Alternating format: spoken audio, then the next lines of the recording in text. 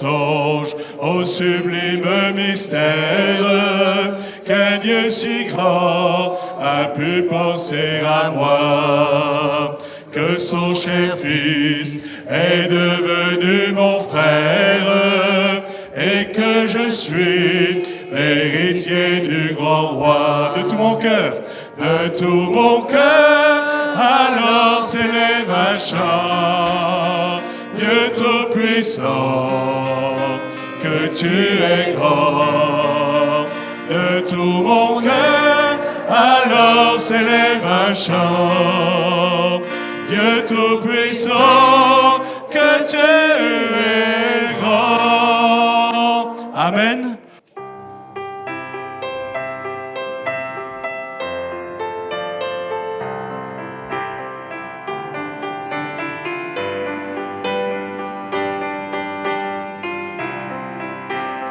Ne crains rien, je t'aime, je suis avec toi. Promesse suprême qui soutient ma foi. La sombre vallée n'a plus de terreur. L'âme consolée, je marche avec mon Sauveur. Non, jamais tout seul. Non, jamais tout seul. Jésus, mon Sauveur, me garde. Jamais ne me laisse seul. Non, jamais tout seul. Non, jamais tout seul. Jésus, mon Sauveur, me garde. Je ne suis jamais tout seul. L'aube matinale, de nuit comme au jour. Jésus, ma lumière, m'éclaire toujours. Quand je perds le vert, l'astre radieux,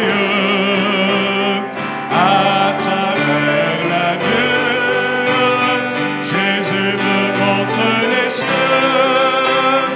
Non, jamais tout seul. Non, jamais tout seul. Jésus, mon Sauveur, me garde. Jamais ne me laisse seul. Non, jamais tout seul. Non, jamais tout seul. Jésus, mon Sauveur, me garde. Je ne suis jamais tout seul. Les dangers accords, subtils inconnus, de près m'entourent, plus près est Jésus, qui dans le voyage me redesse moi. Ne crains rien, courage, je suis toujours avec toi. Non, jamais tout seul. Non, jamais tout seul. Jésus, mon Sauveur, me garde. Jamais ne me laisse seul.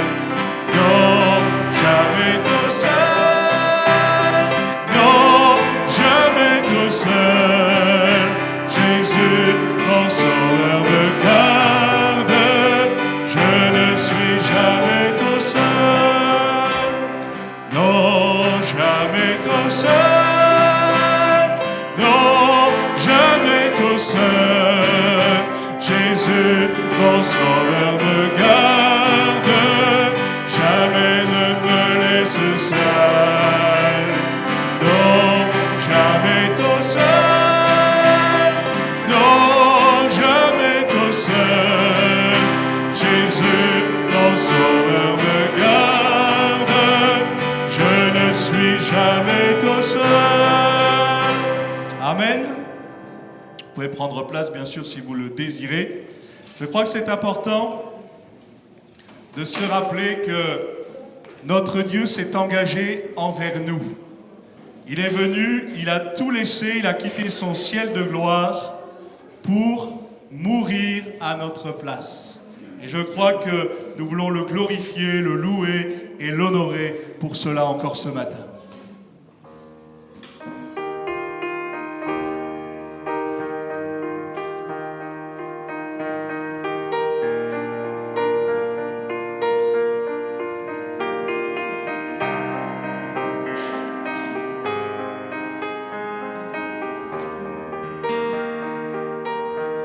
Si la lune me glace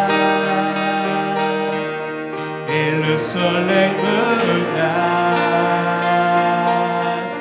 créateur des étoiles, mon secours est en toi. Si mes larmes ruissellent et que mon pas chancelle, créateur de la terre, mon secours est en toi. Je lève les yeux vers les hauts sommets. Toi seul est mon Dieu. Je proclamerai toi seul est ma force. Toi seul me restaure, mon secours est en toi. Toujours Dieu ne porte jamais, Dieu ne dort, mon secours est en toi. Si la peur m'envahit et mon âme chavire, créateur de la vie, mon secours est en toi. Je lève les yeux vers les hauts sommets.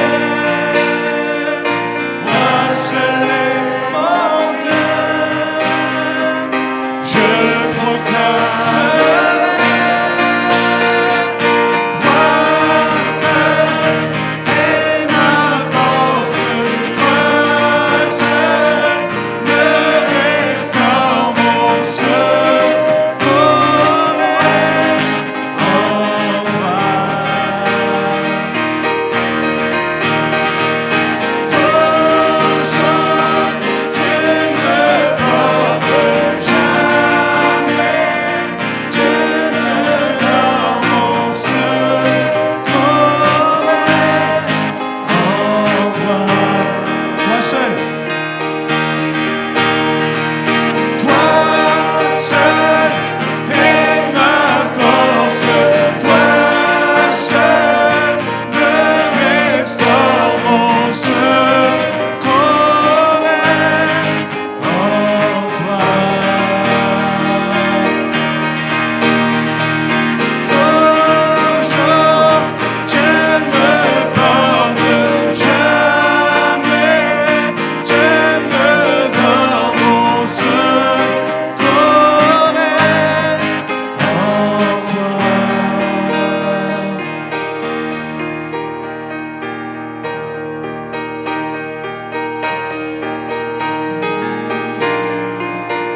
Je voudrais qu'on se rappelle ce que le Seigneur a fait dans notre vie. Combien le Seigneur est venu nous chercher alors qu'on était en train de couler. Combien le Seigneur est venu nous chercher alors que plus personne pensait à nous. Mais le secours du Seigneur, il est là aussi ce matin. Il est là aussi pour ta vie. Il n'est pas simplement déjà passé, c'est encore possible pour ta vie aujourd'hui.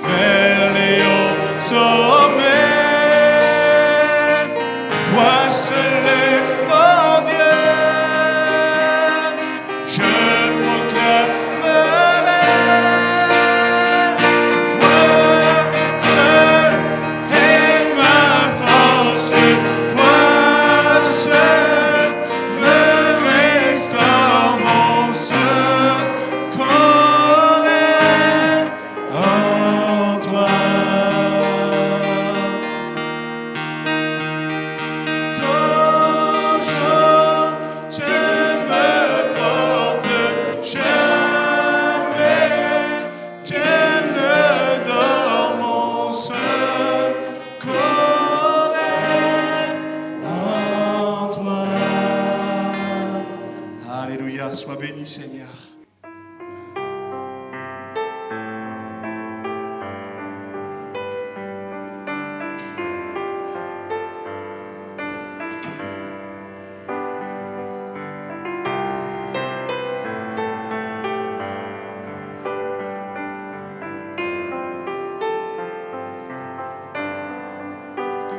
Quand je sens de l'univers, les astres que tu as créés, les océans, les mers, tout me révèle ta majesté. Alors mon âme veut s'écrier de tout mon cœur, je veux chanter. Oh Dieu, tu es infiniment grand, éternel puissant, roi majestueux. Oh Dieu, tu es infiniment grand, éternel puissant, roi majestueux. Quand je songe que tu m'as fait, que tu t'es révélé à moi, que pour moi tu as tout créé, tu me révèles de ta bonté. Alors mon âme veut s'écrier de tout mon cœur, je veux chanter. Alors mon âme veut s'écrier de tout mon cœur, je veux chanter. Oh Dieu, tu es infiniment grand, éternel puissant, roi majestueux.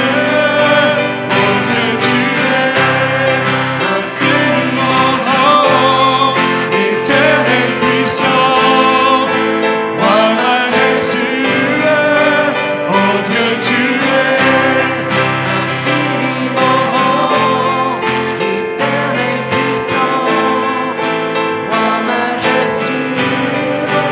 Oh Dieu, tu es infiniment grand, éternel puissant, roi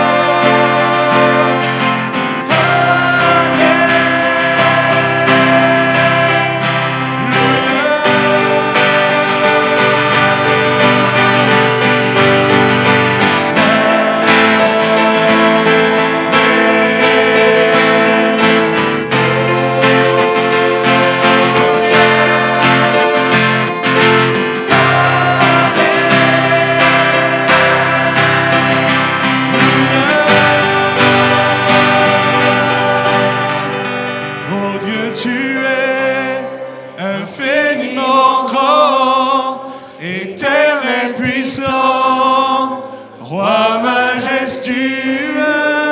Oh Dieu, tu es infiniment grand, éternel puissant, roi majestueux.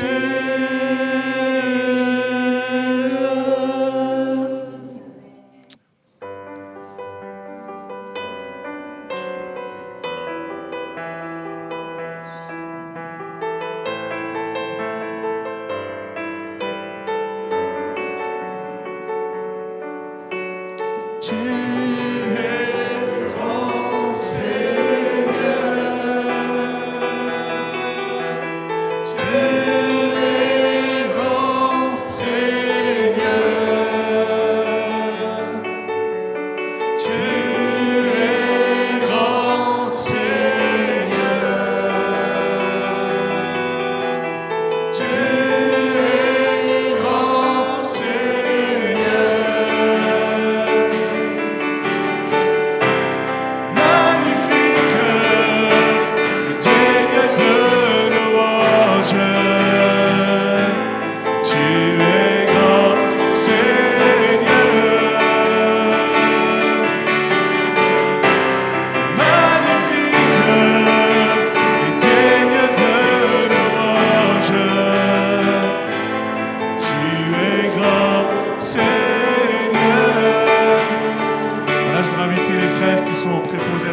s'ils veulent bien s'avancer, pendant qu'on reprend ce chant, tu es grand Seigneur.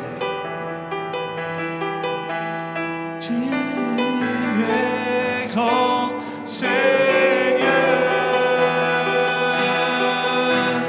Tu es grand Seigneur. Tu es grand Seigneur. Tu es grand Seigneur.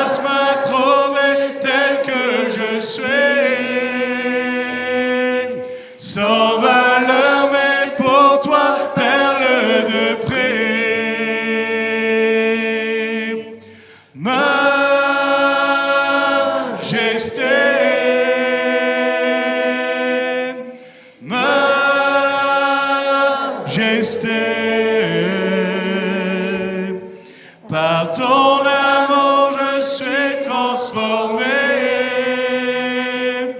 en présence de ta majesté. On reprend une dernière fois, Majesté.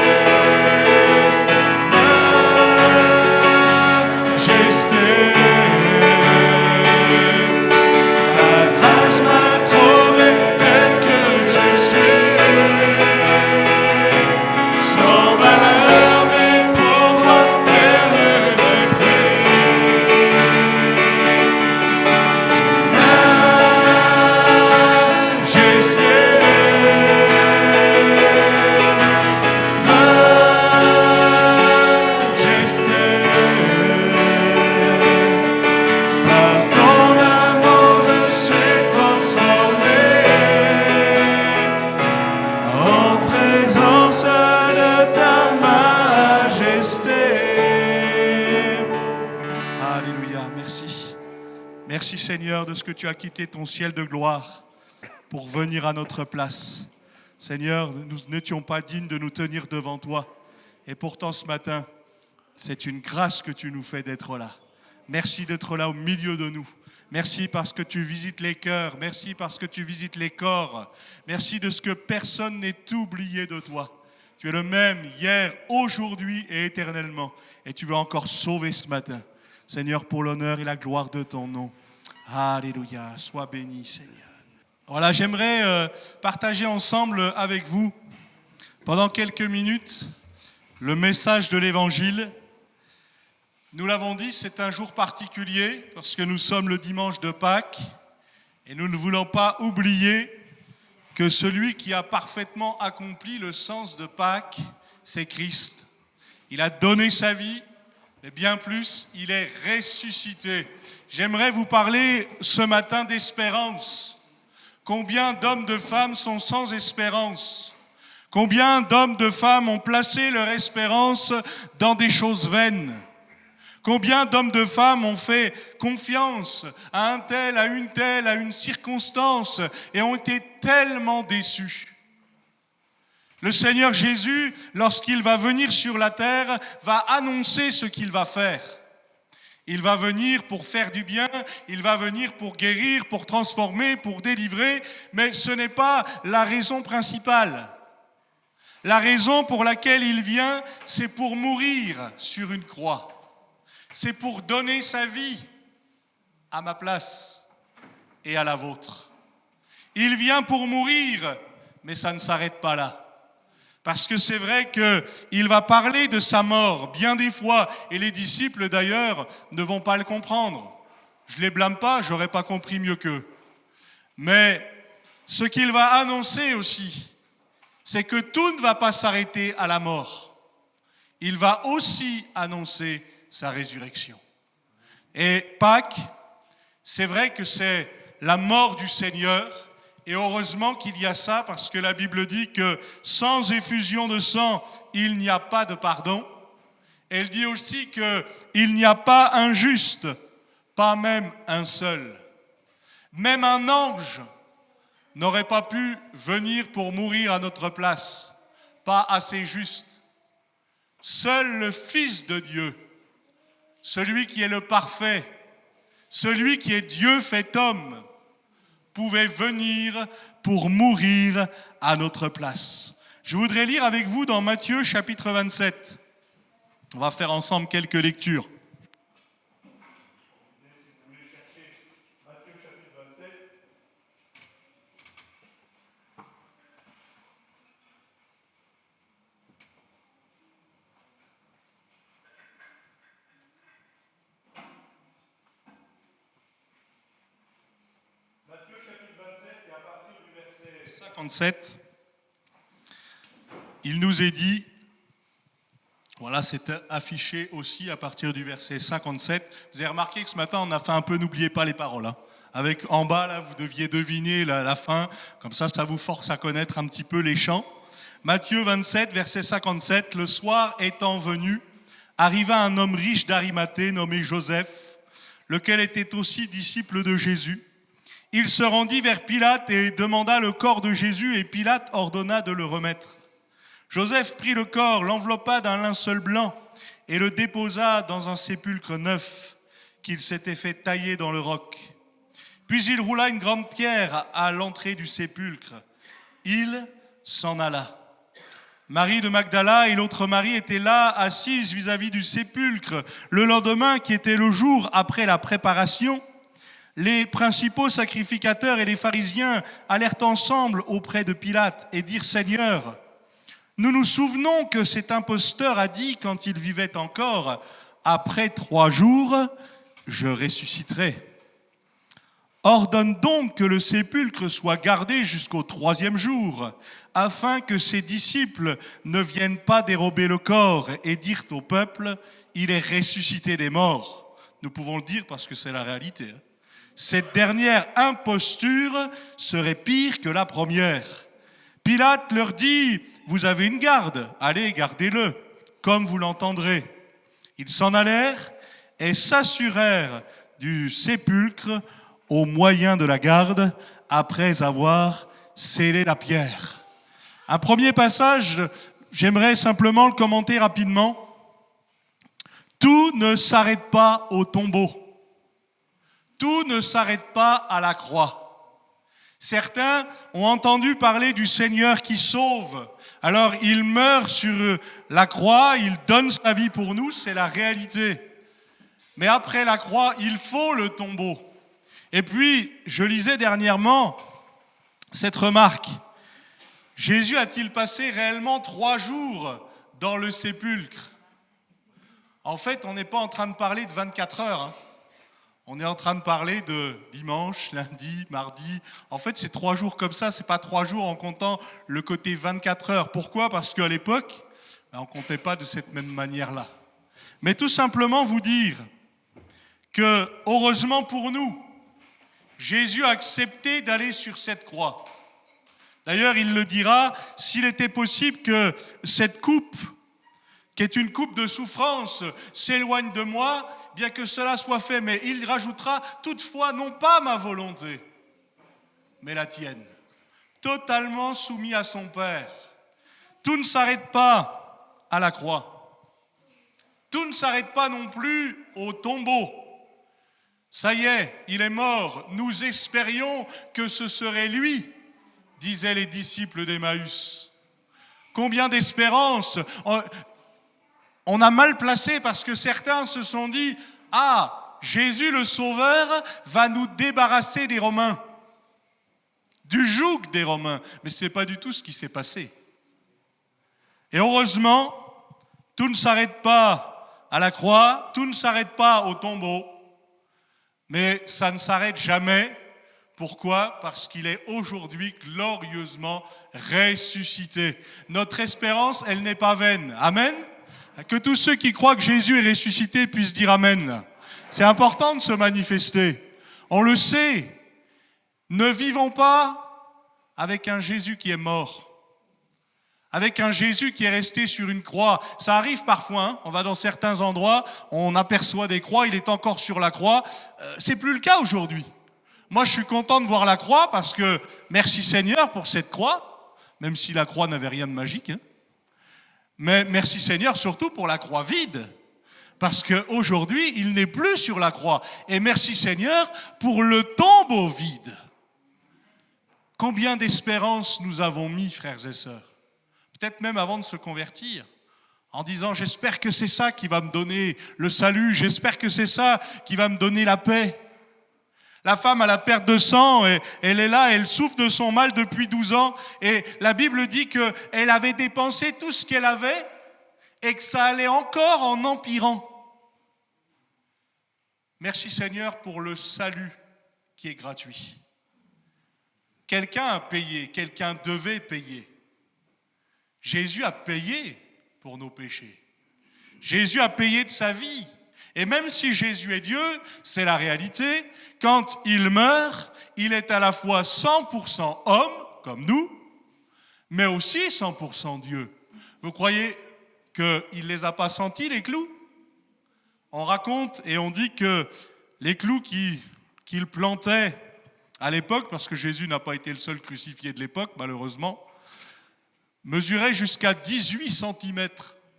Alors, on se doute bien que nous, quand on se prend une petite épine ou une petite punaise, ça fait déjà mal, mais les clous, et puis se dire qu'il l'a fait pour chacun d'entre nous. Il ne l'a pas fait pour des gens qui ont prétendu ne pas en avoir besoin.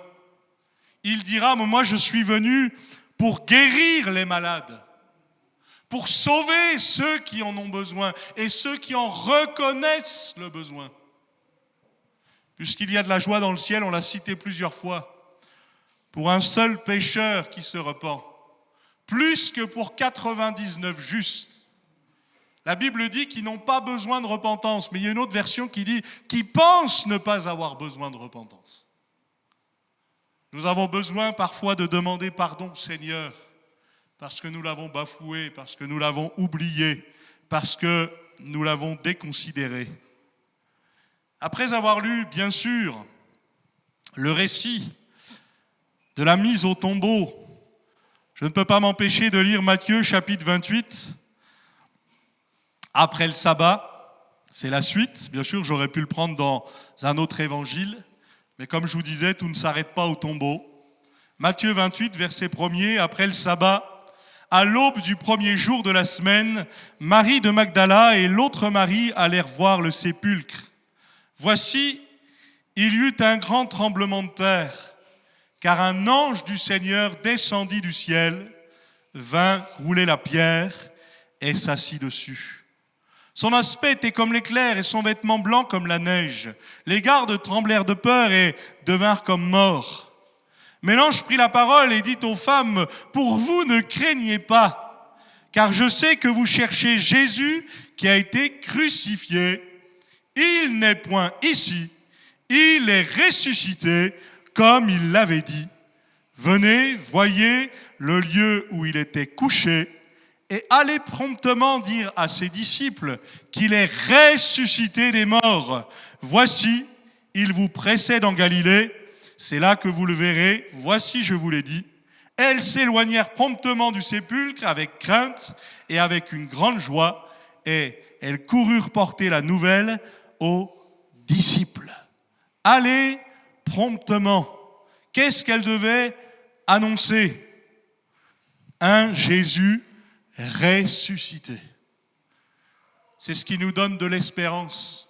Quand vous lisez la parole de Dieu, et peut-être pour ceux qui ne l'ont jamais fait, je vous encourage à lire en particulier les évangiles, le récit de tout ce que Jésus a pu faire. Oh, il en a fait bien plus, hein. Mais il n'y a pas assez de place sur la terre pour raconter tout ce qu'il a fait. C'est pas moi qui le dis, ces gens. C'est la réalité, il nous a fait tellement de choses. On l'a chanté ensemble, compte les bienfaits de Dieu.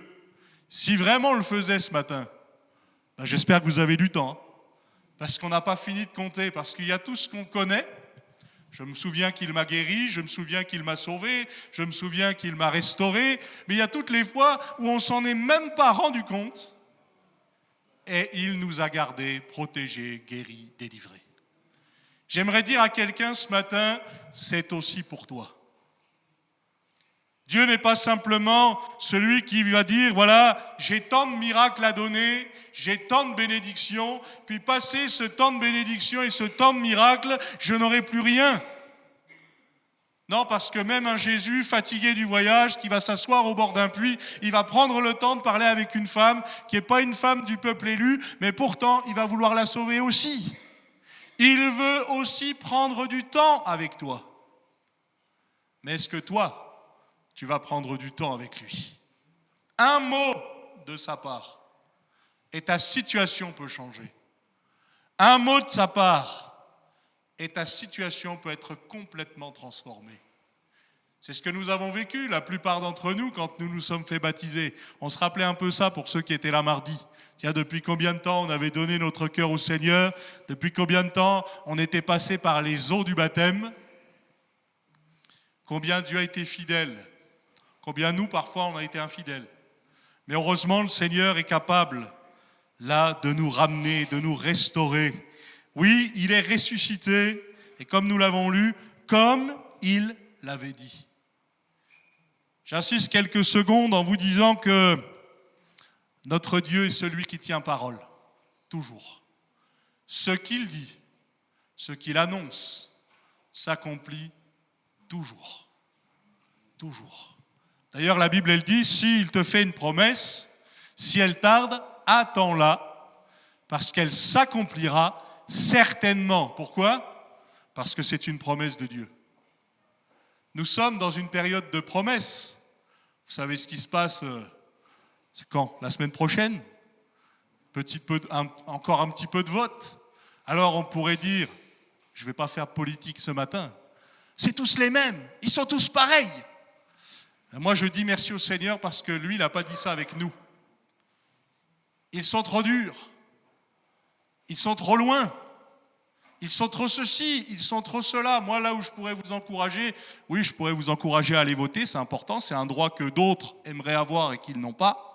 Mais surtout là où je voudrais vous encourager et nous engager, c'est à prier pour les autorités. Et là c'est pas moi qui l'invente, c'est la Bible. Et nous devons le faire. Je crois que nous pouvons changer de climat. On parle beaucoup de climat, réchauffement de climat, on aime bien en parler, des fois c'est plus difficile à arranger les choses. Mais notre climat spirituel, frères et sœurs, il dépend de nous. Il ne dépend pas simplement du pasteur, des musiciens, de ce lieu, ça ne dépend pas que de ça. Ça dépend de chacun d'entre nous. Parce que la Bible dit que si quelqu'un a soif, ou si quelqu'un a faim, qu'il vienne à moi et qu'il boive. C'est un choix personnel. Est-ce que je vais tenter ce matin de dire, Seigneur, je ne sais pas vraiment ce que tu peux faire dans ma vie. Je ne sais pas ce que tu vas faire. Mais je suis prêt à te faire confiance. Je suis prêt à te laisser faire. Combien on peut témoigner que ce que le Seigneur a fait dans notre vie, c'est le meilleur. C'est le meilleur. Ça n'a pas toujours fait plaisir parce que le Seigneur Jésus, lui, il tape là où il faut et il ne tape pas pour faire mal. Il tape pour que nous puissions nous relever, être restaurés, fortifiés, encouragés, grandir. Si le Seigneur t'a fait du bien, partage-le. Non pas comme quelque chose d'orgueil, mais comme quelque chose de dire, mais s'il l'a fait pour moi, il peut le faire aussi pour toi. Si le Seigneur t'a délivré, si le Seigneur t'a sauvé, si le Seigneur t'a restauré, le Seigneur serait-il limité ? La seule chose qui limite le Seigneur d'agir, c'est nous. Il est allé dans certains endroits où il a pu faire là que très peu de miracles. Pourquoi ? À cause de l'incrédulité des cœurs. J'aime bien cette attitude de cet homme qui va dire au Seigneur Jésus, je crois. Viens au secours de mon incrédulité. Je suis peut-être limité dans ma manière de croire, mais ce n'est pas la grandeur de ma foi à la limite qui compte. C'est là où je la place. Parce que si j'ai de la foi comme un petit grain de moutarde, comme un grain de sénévé, je pourrais dire à cette montagne, ôte-toi de là et jette-toi dans la mer. Et si ma foi elle est bien placée, la montagne, elle va s'en aller. Mais il faut que je m'assure que la montagne, que ma foi soit bien placée et que le combat que je mène soit le combat de Dieu. Le premier jour de la semaine, ils vont se rendre au sépulcre. Je lis ça dans Luc chapitre 24. Elles se rendirent de grand matin, portant les aromates qu'elles avaient préparés. Elles trouvèrent que la pierre avait été roulée devant le sépulcre.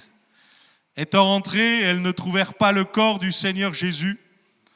Comme elles ne savaient que penser de cela, voici 2 hommes leur apparurent en habits resplendissants. Saisies de frayeur, elles baissèrent le visage contre terre. Mais ils leur dirent, pourquoi cherchez-vous parmi les morts celui qui est vivant ? Il est vivant, n'est-ce pas ? Amen.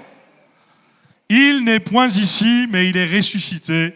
Souvenez-vous de quelle manière il vous a parlé lorsqu'il était encore en Galilée et qu'il disait, il faut que le Fils de l'homme soit livré entre les mains des pécheurs, qu'il soit crucifié et qu'il ressuscite le 3e jour. Et elles se ressouvinrent des paroles de Jésus. il fallait que le Fils de l'homme soit livré. Il a accepté de se livrer. Il fallait qu'il soit crucifié, non seulement pour ceux qui étaient là à son époque, mais aussi pour tous ceux qui croient en son nom, pour tous ceux qui acceptent de lui confier leur vie, comme Hassan l'a fait aujourd'hui. Comme on le disait tout à l'heure, vous l'avez entendu plusieurs fois, mais ça a pris un certain temps. Personne ici ne maîtrise le temps. Tant qu'on peut dire aujourd'hui, tant qu'il y a cette opportunité de salut pour aujourd'hui, donne ton cœur au Seigneur. Mets en ordre tes affaires. Personne ne peut dire, tiens, moi j'ai décidé de mourir à telle période, à tel moment. Vous pourriez toujours le dire. Vous savez, c'est comme tous ceux qui ont prédit un jour la fin du monde. Il y en aura forcément un qui aura raison, il ne se rendra même pas compte. Mais il viendra quand même la fin. C'est pour ça que c'est important d'être en paix avec Dieu dès aujourd'hui. Parce que ne faites pas comme certains qui disent, moi quand le Seigneur reviendra, je vais m'arranger avec lui, je vais discuter. Non, ça va commencer par un temps de silence et à mon avis, moi qui parle beaucoup, même moi, j'aurai envie de me taire. Mais c'est important de faire la paix tant qu'on peut le faire. Ne remets pas à demain ce que le Seigneur te demande de faire aujourd'hui. Mettre en ordre ses affaires. Il faut que le Fils de l'homme soit livré, il faut qu'il soit crucifié, mais bien plus que ça, il faut aussi qu'il ressuscite pour que notre espérance, elle soit réelle. Je l'ai dit plusieurs fois et je termine avec ça. Combien de fois nous avons placé notre espérance dans des choses vaines? Combien de fois on a tout perdu? Quand on a placé notre argent dans tel endroit, quand on a placé notre confiance dans telle ou telle personne, ou dans tel ou tel organisme. Et ça doit nous parler à tous, parce qu'on l'a tous plus ou moins fait. Et peut-être de dire, mais Seigneur, il faut vraiment que je reste dans ta main. Il faut vraiment que je te confie tout. Le Seigneur nous demande de lui donner toute notre vie. Pourquoi? Parce que lui ne s'est pas donné à moitié. Il a pu dire à la croix, tout est accompli.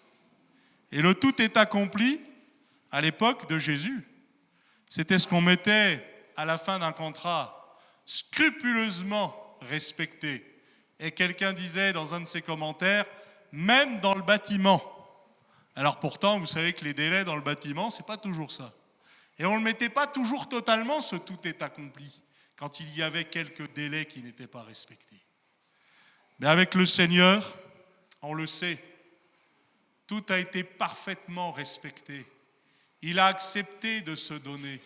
Il s'est laissé clouer sur une croix pour nous sauver. Je voudrais vous demander, si vous voulez bien, de baisser quelques instants la tête, de fermer quelques instants les yeux. Et peut-être de dire à quelqu'un ce matin,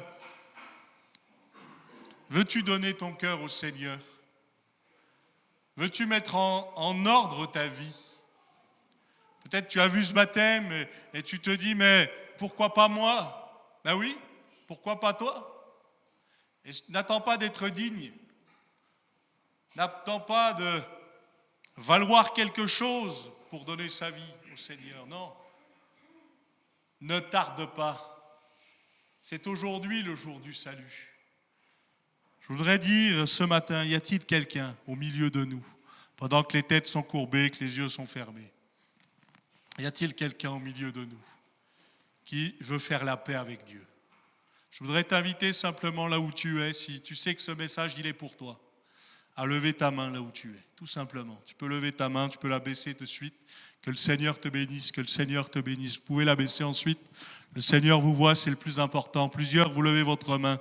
Y a-t-il encore quelqu'un? Que le Seigneur te bénisse. Que le Seigneur te bénisse aussi dans le fond. Y a-t-il encore quelqu'un? Des jeunes, des moins jeunes? C'est important de faire la paix avec Dieu. Mais ne prenez pas simplement une paix sur l'émotion. Cette paix, c'est une paix qui dure toujours. Mais pour ça, il faut marcher avec Dieu toujours. Il faut s'engager avec lui. Y a-t-il encore quelqu'un ce matin, alors que plusieurs ont levé leurs mains? Que le Seigneur te bénisse.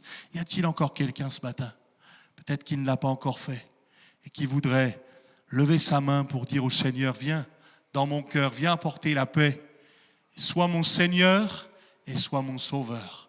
Voilà, je voudrais prier pour ces personnes. Seigneur, nous te prions. Nous te prions parce que nous savons que tu es un Dieu qui entend. Tu es un Dieu qui écoute. Tu es un Dieu qui connaît le fond de notre cœur. Merci Seigneur de ce que nous pouvons toujours nous approcher de toi. Tu vois, ces amis, hommes, femmes, plus jeunes, enfants, qui ont levé leurs mains ce matin, eh bien, merci parce que tu les vois.